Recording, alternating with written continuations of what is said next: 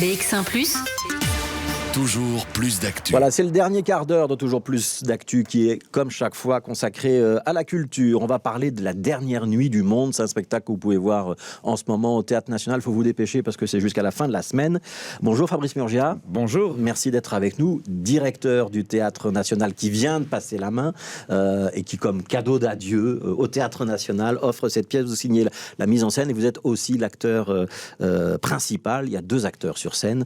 Vous interprétez Gabor et il y a Nancy Nkusi qui interprète Lou. C'est un texte de Laurent Godet. C'est quoi? C'est une fable d'anticipation, c'est une enquête policière, c'est l'absence du couple. C'est quoi le pitch? Oui, en fait, comme toujours chez Laurent Godet, il y a une histoire intime qui là est une histoire d'amour, qui se retrouve dans une grande histoire de basculement du monde. Et le pitch, c'est quoi? C'est simplement ça se passe peut-être aujourd'hui, dans un futur très proche, dans 1 an, dans 2 ans. On a inventé une pilule qui va vous permettre de dormir 45 minutes et d'être entièrement reposé.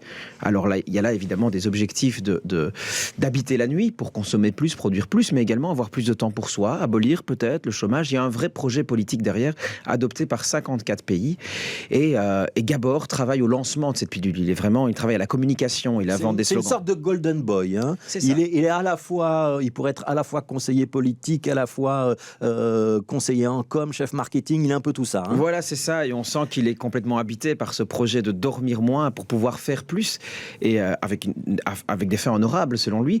Mais sa compagne Gabor, elle est plutôt protectrice de la nuit, elle est plus lunaire, elle est chanteuse, et un jour, Gabor part, Lou a un accident, elle est à l'hôpital, mais ça n'a pas l'air très grave, donc il part quand même pour aller au grand lancement mondial de cette pilule dans un pays très lointain. Et cette nuit-là, Lou disparaît. Et on ne sait pas, elle disparaît avec la nuit. Donc le jour où on lance la pilule, Lou disparaît. Et ça raconte les 10 ans où Lou va chercher Gabor, enquêter, mais également où le monde va basculer. Gabor cherche Lou. Oui, c'est dit l'inverse. Et il la retrouve ou il la retrouve pas à la fin? On peut le dire ou pas? On va pas faire un spoiler alerte ici, évidemment, mais il y a tout évidemment un suspense pour. Mais alors il y a 2 niveaux, parce que pour ceux qui iront voir ce spectacle, il y a ce niveau qui est effectivement plutôt de la réflexion politique ou philosophique, jusqu'où on peut aller dans notre manière de dompter la nature et le monde qui nous entoure, jusqu'où on peut aller au nom de l'économie, parce qu'on comprend quand même assez vite que l'idée qu'on va avoir plus de loisirs, c'est gentil, mais c'est pas tout à fait la motivation première.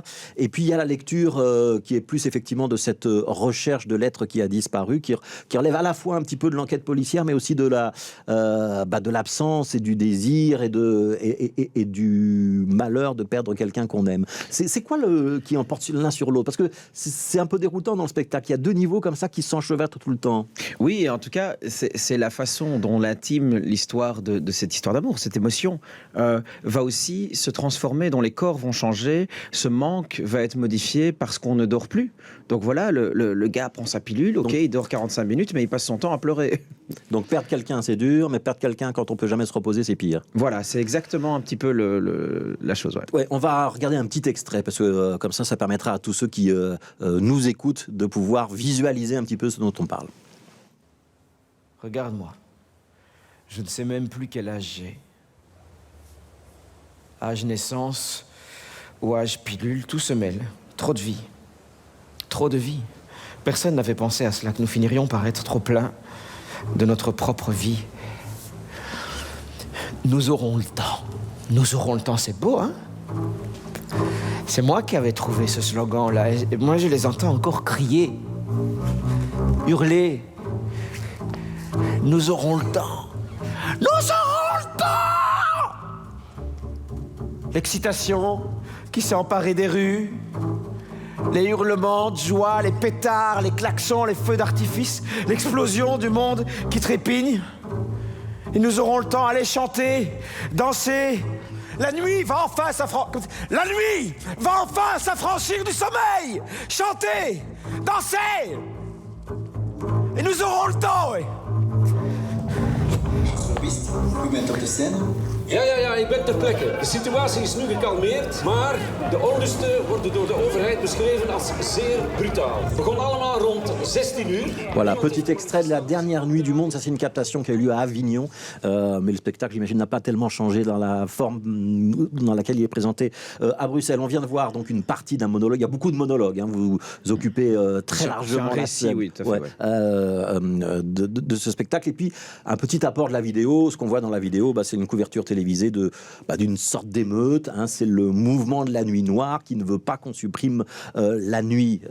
Est-ce que le Covid a beaucoup inspiré Laurent Godet dans l'écriture et vous dans la mise en scène? Eh bien, en fait, figurez-vous que pas tellement. On a imaginé le projet bien avant, etc. Mais par contre, on l'a écrit dans un contexte, évidemment, de masques à la télévision, de Parce blouse que quand on blanche parle dans de les médias. pilule, qu'on parle de rappel d'une pilule qui corrige les précédents, l'autre De la rendre obligatoire aussi. On peut voir quelques correspondances. Alors, il y a beaucoup de parallèles avec le vaccin. Notamment, il y a des détracteurs de la pilule, il y a aussi des gens qui veulent la rendre obligatoire.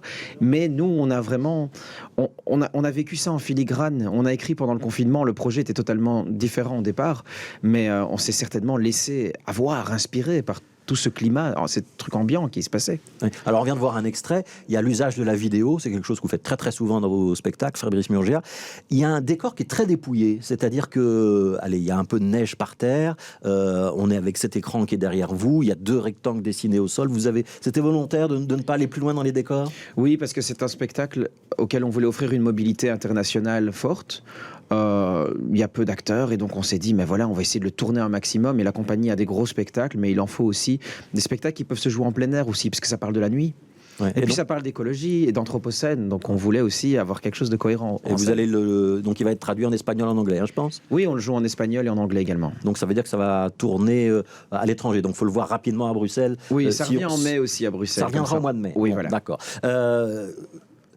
Vous occupez le rôle principal. C'est quoi le rôle de Lou? Est-ce que c'est juste un faire-valoir? Non. Lou, c'est justement... Le monologue est écrit en tu. Donc on s'adresse à Lou. Donc c'est très important qu'elle soit là sur le plateau. Est-ce que c'est le négatif de Gabor? En tout cas, on a travaillé sur l'aspect de contraire, de damier, de noir, de blanc, de lune, de lumière électrique, de jour et de nuit. Donc il y a évidemment un jeu de balance de contraire, oui. Ouais. Ça vous fait peur, le progrès? La science médicale mise au service de l'industrie? Mais le spectacle pose la question éthique. Est-ce qu'à un moment, on ne va pas trop vite en ne se laissant pas le temps? On l'a très bien vu avec ce vaccin, qui, par exemple, pour moi, est une très bonne chose, mais pas pour quelqu'un d'autre.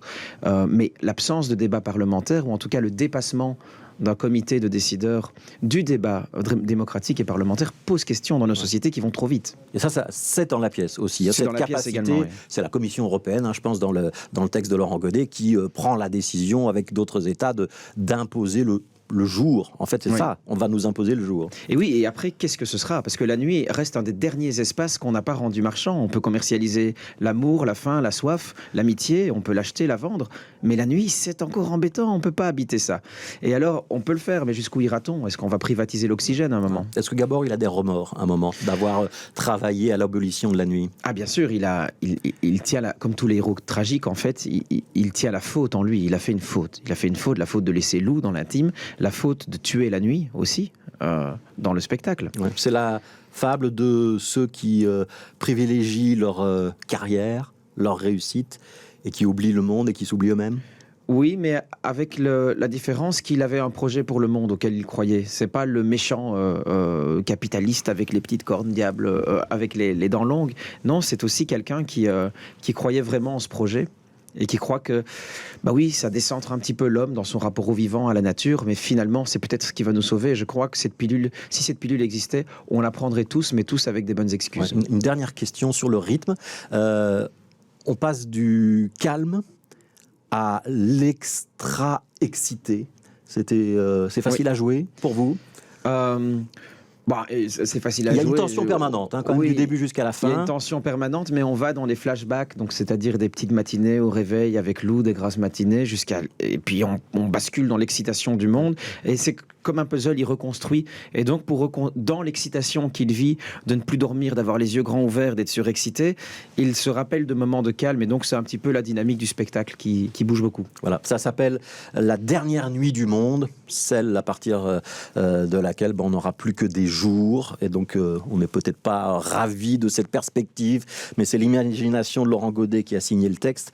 C'est Fabrice Murgia et Nancy Nkusi qui sont sur scène, et Fabrice Murgia signe la mise en scène. Merci beaucoup, Fabrice Murgia. Merci à vous. C'est donc encore à l'affiche ce soir, vendredi, samedi, au Théâtre National. Il reste des places? Oui, il reste des places, il faut y aller. C'est encore avec les masques, c'est pas encore le CST, mais donc... c'est pas encore le Covid Safe Ticket, voilà, c'est donc ça. Il y a une jauge limitée, on doit porter le masque en salle. Mais ça fait quand même 400 places plus ou moins en grande salle, donc il y a de la place. Voilà, et donc ça reviendra au mois de mai, vous nous avez dit, pour ceux qui le rateraient maintenant, mais ce serait dommage de le rater. Merci beaucoup, Fabrice Murgia, merci d'être passé dans ce studio. On tourne une dernière page de pub.